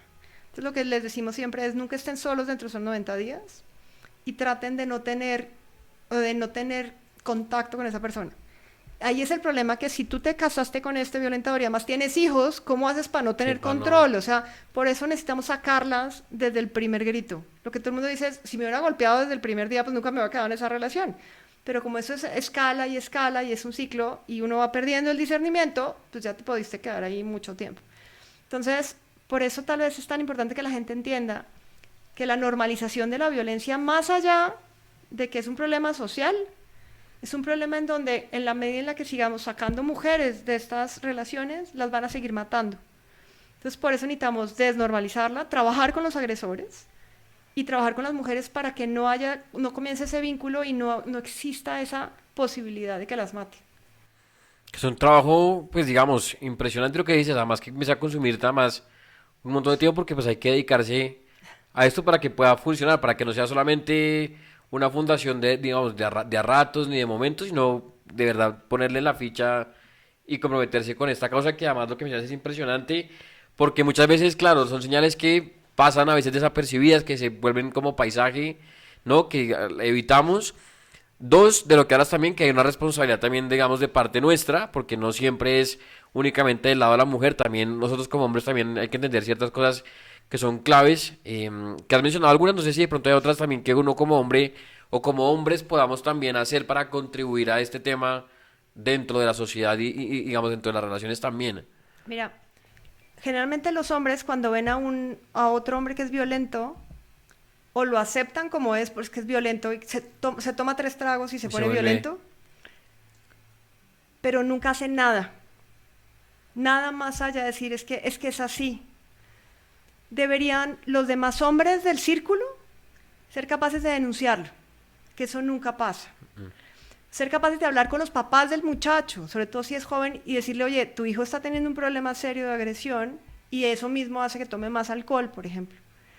O incluso lo denunciar en el colegio, o en la universidad, o en su centro de trabajo. Tenemos que dejar de quedarnos callados. Y eso sí es responsabilidad de los otros hombres, porque te das cuenta que el hombre de al lado es violento. O si lo ves pegándole a la novia, pues no digas es que no es mi relación. sí Sí, o para qué tendrías me que... meto. Exacto, sí tenemos que cambiar esa cultura de no es mi problema, porque somos corresponsables de que le pase algo a una mujer, porque el resto del mundo, cuando hicimos toda la investigación, nos encontramos que todos los amigos de Ana María, hombres y mujeres, sabían que Ana María está en una relación tóxica. Y lo que hicieron fue alejarse del muchacho, en vez de levantar la voz y decir aquí hay un problema. Entonces, yo creo que la parte de lo que tendríamos que hacer como hombres, más allá de cuando no eres el agresor, o sea, uno identifica las conductas agresivas de los hombres. O cuando comienzan a mandar en los chats a juzgar mujeres o a mandar videos, para qué los Sí, para qué replicamos? los compartes. Eso aumenta la violencia en cierta manera y al final terminamos siendo corresponsables. Yo creo que los hombres tendrían que trabajar desde ese punto y las mujeres también tendríamos que trabajar en ser más empáticas, en donde no pegarle a la otra mujer, porque, o sea, pegarle en el sentido de criticarla porque es más gorda o más fea. O sea, yo creo que necesitamos, sí es un trabajo enorme de sociedad, pero a la pregunta que decías de los hombres, creo que eso sería lo más importante. Tendrían que ser capaces de levantar la voz. De levantar la voz y también creo que para ambos géneros, yo creo que hombres y mujeres lo que tú dices, si algo vemos en una salida, en una fiesta, en una reunión o nos cuentan a alguien o sabemos qué es lo que pasa no solamente, sino también en muchos casos es eso, como retirarse, como allá ellos que se maten, que se agarren, yo para qué me meto, es problema de ellos, ya resolverán, ya pasará, ya les va a pasar, ya tendrán que hablar, pero muchas veces pues no es así, ¿no? Lo que tú dices, al contrario, en vez de alejarse, de comentarlo entre los amigos, ¿no? Porque comentamos de los demás y de esa pareja, es más bien sí interceder, sí meterse y pasar de pronto por, o pecar de pronto de metido, pero mejor dicho, acabar con el tema y alzar la voz para que no se siga tampoco repitiendo el tema. Claro, además, piensa que todos digamos que desde que nacemos queremos pertenecer. Si ustedes comienzan a decirle a un hombre agresivo que lo van a alejar del grupo por el hecho de ser agresivo, él de pronto lo va a pensar y puede ir a terapia o hacer alguna cosa para cambiar porque quiere seguir perteneciendo al grupo. Ujú. Son mecanismos de defensa de los humanos, pero eso no lo estamos haciendo. Y a los padres de familia también les digo, había padres de familia que sabían que Ana María vivía en una relación violenta porque sus hijos les contaban. Y entonces ahí dices, los chats de padres de familia deberían ser un chat de no solamente de cuál es la tarea o de qué color tiene que ir mi hijo mañana, sino tendríamos que ser capaces de decirle el día en que tu hijo haga algo en contra del mío, yo te voy a avisar. Por ejemplo, una vez en mi casa, como te digo, eran puertas abiertas, había fiesta siempre, entonces Ana María hizo una fiesta en la casa y uno de los muchachos se emborrachó. Y entonces yo lo que hice fue llamar a la mamá de este muchacho para que fuera por ella, para que no fuera a manejar o quién sabe qué le fuera a pasar, o incluso por responsabilidad y la mamá me agradeció. Ojalá los papás hiciéramos lo mismo, porque yo creo que con eso podríamos evitar muchos de los problemas si yo te cuento que tu hijo está haciendo eso. Sí, total, porque involucrar también eso a los papás, a las familias, que muchas veces, claro, y es que, pues claro, uno va creciendo y la cosa cambia, pero más jóvenes está el tema de la vergüenza, de no, que no, que oso de pronto meter a los papás, para qué les voy a contar, o si les cuento, entonces de pronto, no sé, me quitan la amistad y demás, pero si todos trabajamos en conjunto, pues de alguna manera, perdón, arrancamos como a trabajar y a cambiar un poco las cosas. Por lo menos aportar un grano de arena para contribuir en algo. Exactamente, siempre pues, trabajo con muchas psicólogas ahora, pues porque les mando los casos. Y una vez un día, estaba todavía, yo creo que Ana María no lleva ni un año de muerta, y nos fuimos para un restaurante y a la salida estaba una camioneta de esas mamá van con el abierta y había dos papás gritándole a una niñita que debe tener unos 8 años, pero en una forma. No me preguntes, o sea, yo nunca me meto en esas cosas, pero me acerqué, les dije, a ver, yo acabo de perder una hija, no sirve de nada que le griten así, hablen. Alguna cosa así le dije. Y me fui, y estaba mi hermana, mi cuñado, mi marido, y todos se quedaban mirándome así con cara de, ¿cómo te metes? Entonces llamé a la psicóloga y le dije, oiga, hice esta barbaridad. Me dijo, de pronto lo que lograste en ese momento es como hacerles ver que estaba mal y lo que tienes que hacer es como cuando hay alguien agresivo, tienes que hacer que rompa la agresión en ese momento, que lo desconcentres, porque si lo desconcentras alcanza a tener 2 segundos de pensar, o sea, deja tú de Mm. pensar si está haciendo bien o mal, pero de pensar. Entonces, por ejemplo, los temas de cuando tú ves a alguien que le está gritando a alguien en la calle, o le está pegando, o de pronto ves así en una fiesta, dos novios así discutiendo horrible, lo que dicen es no te puedes meter en una pelea porque es un riesgo para ti, pero haz algo que lo desconcentre, tira un plato, haz un ruido, grita incendio, toca el timbre de algo, porque eso hace que la persona se desconcentre y alcance a respirar para ver si lo que estaba haciendo es correcto o no. Y me dijo, de pronto salvaste a esa niñita en ese momento de alguna otra cosa. Le dije, bueno, puede ser. Y ahí fue cuando aprendí que tenías que hacer eso en un tema de cuando hay una agresión en la que no te puedes meter, pero sí puedes hacer algo para que la persona reaccione. Como para tratar de bajar un poco, ¿no? Como que, no sé, respire, sienta, Ajá. de pronto no sé, como que entren Sí, como que medio lo razone. desconcentre. Sí, si lo desconcentras, como que pierde el impulso que estaba teniendo. Y eso también Generalmente ayuda eso ayuda un un montón. montón. De lo que también hemos hablado y de lo que mencionabas, digamos que estabas también en unas charlas, de hecho ayer, ¿verdad? En universidades, en una universidad, alcancé a ver, porque aquí lo logré anotar, en una de las capturas que hacen, digamos, de la presentación, se ve uno de los slides que están detrás, digamos, de la presentación, y me da mucho la atención porque ahorita botabas un dato importante, pero también otros que están por acá, que tienen ustedes en la presentación, sobre el tema de violencia, que es impresionante. Por ejemplo, de lo que ustedes ayer veían en esa conferencia, veía yo de lo que alcancé a ver, 2024 son 26.000 casos de violencia en parejas, 1.575 feminicidios, que lo que vendrá siendo casi 4 por día, como lo ponían también en la presentación, lo cual es Una un cantidad. montón, es demasiado. Esto en Colombia, para hacer el énfasis, y de lo que va corrido del 2025, van más de 300 casos de feminicidio en el país, que lo cual es, o sea, son cifras impresionantes. Muchas veces, no porque no suenen, ¿verdad? O no porque no las veamos en, no sé, en redes o en noticias, no es que no esté pasando, no es que no hayan, pasan todos los días, en todos los barrios, en todos los estratos, a toda hora, y en, digamos, en Bogotá, Medellín, o sea, en todas las ciudades del país. Sí, es impresionante. Además, hay algo que la gente no sabe y es que prácticamente el 60% de las mujeres que mueren son a manos de parejas o exparejas. Después hay otro 20 o 25% adicional que es a manos de un familiar o conocido. Y de todas esas, el 65% de todas esas mujeres mueren en su propia casa. Tendría que ser el lugar más seguro. Entonces, lo que yo les digo es, entiendo el tema de que tenemos que levantar la voz por los temas de narcotráfico, de bombas, de no sé qué, pero tenemos que empezar con la violencia más cercana, que es la violencia intrafamiliar de las mujeres o de las parejas o exparejas, porque si no salvamos a las mujeres, pues no podemos salvar todo un país, o sea, no hay manera. Y efectivamente lo que pasa es que solamente se ven los casos visibles. Y estos de aquí son solamente los casos contados como feminicidios, pero también hay un montón de mujeres desaparecidas. En México hay un montón de mujeres colombianas que se fueron buscando su sueño y están desaparecidas en Parecidas. México, que pues seguramente están enterradas en alguna parte. Entonces, por eso siempre he querido que Ana María no sea un número más. Por eso le hemos puesto cara al feminicidio. Para que entonces la gente entienda que no es un problema, como tú decías, de estrato social, porque uno siempre que hay una muerta, siempre hay el comentario de, es que fue por celos, es que quién sabe cómo está vestida, es que no le contó a su mamá, es que, claro, es que era de unos barrios bajos, no, es que ustedes vieron dónde vivía, es que, pues seguramente se metía con más hombres, Sí, no es quién sabe cierto. qué hizo. O sea, lo que les digo yo siempre es, las mujeres, no es culpa de las mujeres el tema de la violencia. Si somos responsables de denunciar, de salir de la relación, de pedir ayuda, eso somos responsables. Pero no somos culpables de la violencia y nadie tendría que ser culpable de la violencia. Tendríamos que sernos responsables en cada uno de ellos. Y les digo siempre a las mujeres, después de cada charla, termino así y les digo, por favor, en el espejo que se ven todas las mañanas, escriban así con pintalabios o en letra grande, no es tu culpa, porque es lo primero que le hacen sentir a las mujeres y por eso muchas veces se quedan en esas relaciones violentas. Así es, y porque además de lo que mencionabas también, es un trabajo articulado, pero además que también debería ser, porque bueno, México, el tema, digamos que tiene gran visibilidad y hay muchas campañas por el tema del feminicidio, incluso salen a marchar, ¿no? Tienen, si no se mal, es el 8 de marzo. El 8 de marzo. El 8 de marzo, y, o sea, hay un tema, o sea, hay una concientización, digamos, del tema fuerte. Aquí hace falta, ¿no? Un poco más de, digamos, como de darle al tema y apostar también al tema. Creo que aquí es un poco menos fuerte. Sí, no, la verdad hasta ahorita me estoy empapando un poco del tema, pero aún así es impresionante porque aunque salgamos a marchar los 8 de marzo, yo no había salido nunca. Ana María sí salía.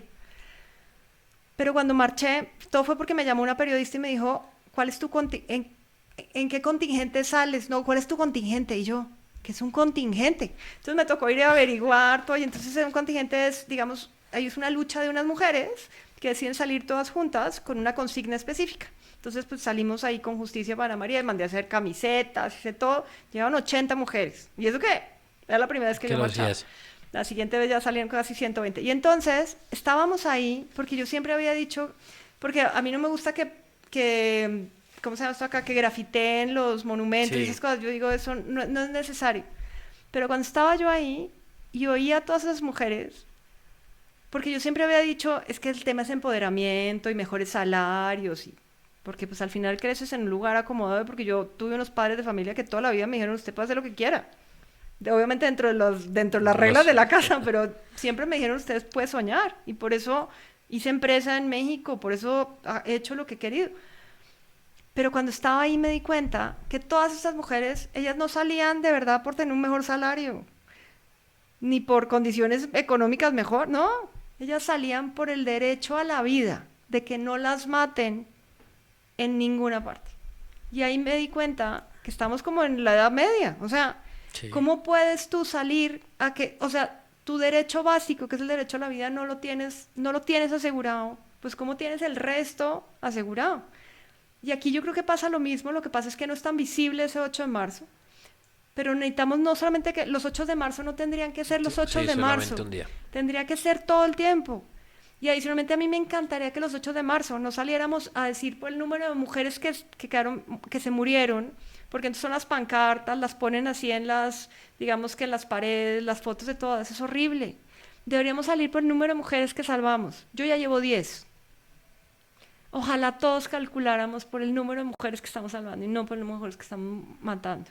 Y así tendría que ser, yo creo que la campaña que tendríamos que hacer, pero sí necesitamos un compromiso de los gobiernos que hagan campañas de comunicación que no hay en ninguna, ni en México ni acá. No hay campañas de drogadicción, pero no hay campañas específicamente para que no las maten.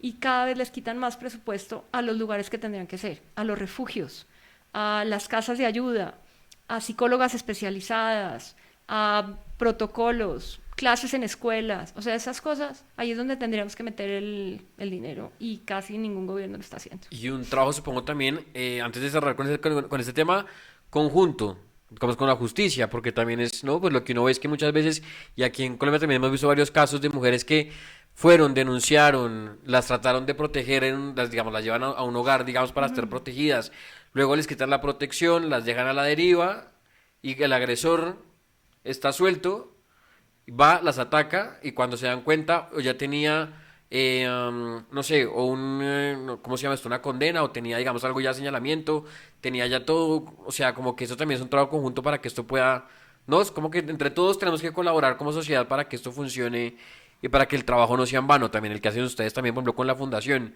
que es ese apoyo, claro, detectar las señales, las alarmas y todo el tema, pero pues lo que tú dices del gobierno, de la justicia, de los hombres, de la sociedad, de todo el mundo para que esto pues pueda coger como rumbo, digamos. Claro, exacto. Entonces, por eso, digamos, ya para terminar, les dejo las redes sociales, digamos, la, Sí, la página se llama fundacionnana.com, así la encuentran. Las redes sociales se llaman igual Fundación Nana. Nuestro trabajo es la concientización y la educación. Nosotros no atendemos víctimas, pero lo que hemos hecho es generar una red con aquellos que sí las atienden, psicólogas, abogadas, casas de ayuda, refugios, incluso con algunos gobiernos, sobre todo locales, que hemos trabajado, para mandar ya los casos específicos para poderlos canalizar a los lugares en donde los pueden ayudar. También, y aquí aprovecho tu micrófono, claro para que que sí. todas aquellas fundaciones, organizaciones o personas que estén interesados o que tengan esas casas de ayuda o esos lugares a los que podemos mandar víctimas, o sea, nos contacten a través de las redes sociales, porque lo que necesitamos es más redes de apoyo, porque es impresionante la cantidad de gente que nos escribe. Entonces, si pudieran escribirnos sería maravilloso, y cualquiera que quiera apoyar a la fundación, bien sea porque quiera llevar el testimonio o llevarnos a alguna de las colegios, universidades, o sea, yo a donde me llamen, o sea, por eso estoy acá, porque si logramos así, por cada vez que hablemos, haya alguien que nos oiga y que le ha servido, yo con eso quedo feliz para el resto del día y de la vida. Así es que con seguridad uno escucha y supongo, y alguien de pronto que está identificando y diga, de pronto a mí me pasó o me está pasando o soy, con simplemente preguntar, ¿verdad? O sea, quitarse la pena de De preguntar, de preguntar. alzar la mano, de decir me está pasando esto, no, que claro, la gente está acostumbrada a que cuando escribe a ciertos lados la juzgan, la critican y demás, Nadie tiene que enterarse de que está escribiendo, simplemente manda un mensaje, ustedes se ponen en contacto, si pueden, digamos, o hacer parte, digamos, digamos, como de lo que hacen, pues ahí está, si no, digamos que le mandan o contactan a alguien que les pueda ayudar.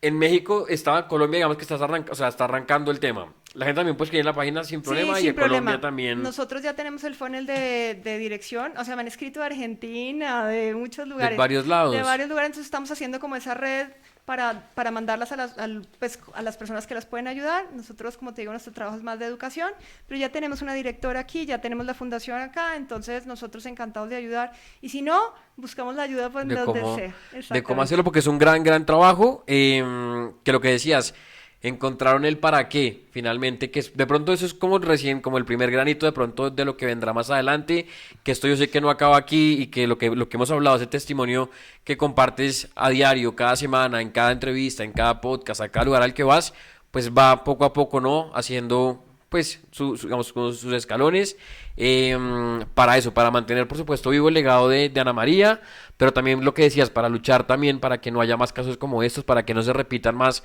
cosas como estas y para que la gente también genere como un poco de conciencia y es un tema del cual igual se pueden desprender una cantidad de ramas.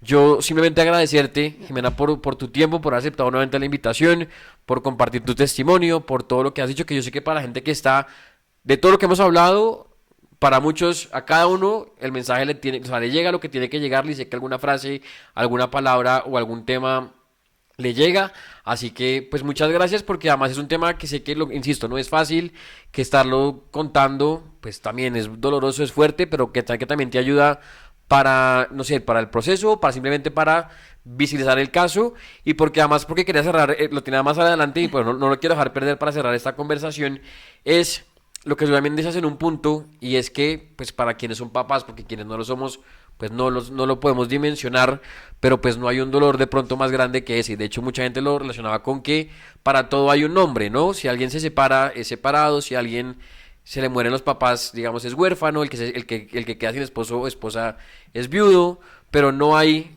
una palabra, un sentimiento, supongo que no hay nada que pueda describir lo que pasa, digamos, lo que tú pasaste, lo que pasan también muchas personas lamentablemente, por múltiples casos, por feminicidios lamentablemente, por enfermedades, por accidentes, en fin, y que de hecho Piedad Bonet también lo decía en el título de su libro, que es lo que no tiene nombre.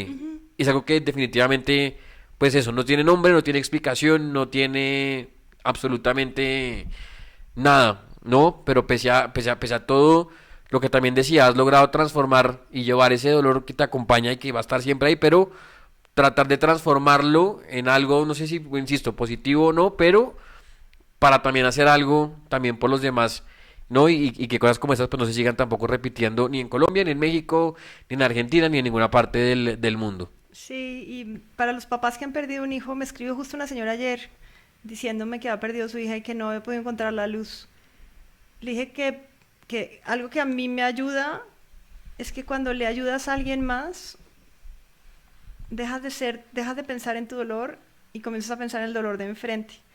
Entonces tal vez a los padres que han perdido hijos, si logran, no sé, apoyar una fundación o ir a hacer un trabajo comunitario o de pronto tienen un familiar enfermo, entonces vayan y acompáñenlo, eso les va a ayudar un poco, no a desaparecer el dolor, y tampoco digo que lo tienes que anestesiar, no, tienes que sentirlo siempre, pero hace que salgas un poco de tu dolor y le ayudes a alguien más, porque siempre hay alguien que sufre igual que tú, por otras cosas, pero el dolor sigue siendo dolor. Siendo dolor y aprender, supongo si esa es la frase, no sé, aprender a vivir con él, Con él, exactamente. que Ajá. siempre va a estar, simplemente es aprender a eso, a vivir con él, a que va a estar ahí, a Ujú. transformarlo.